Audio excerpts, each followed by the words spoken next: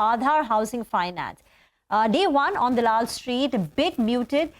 This is a low-cost housing finance provider, much larger than peers, with an AUM of about 19,000 crore rupees.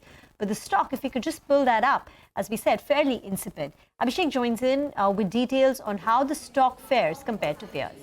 Well, it's a tepid listing to the IPO of Aadhar Housing. As you mentioned, they have listed around 315 rupees per share. The issue price was around 315 per share. Now, at CMP, the stock trades at about a price to book value of 2.6, 2.7 times with respect to post IPO book value that you take into account after 9 months PAT itself. So, valuation is still cheapest amongst peers. Peers are available anywhere between 3x to 4.5x like Aavas, as well as Home First Finance. Now, promoter will hold about 76.5% post the IPO. They had earlier 98.7%. So, AUM growth is weaker than peers. If you take a look over the last 3 years, they have grown anywhere in the range of 10% to 20% coming into the IPO. However, Housing Finance has been a good team, and other peers have grown robustly at 25 to 45% range as well. So, HFCs have actually now started focusing on the luxury side of the apartments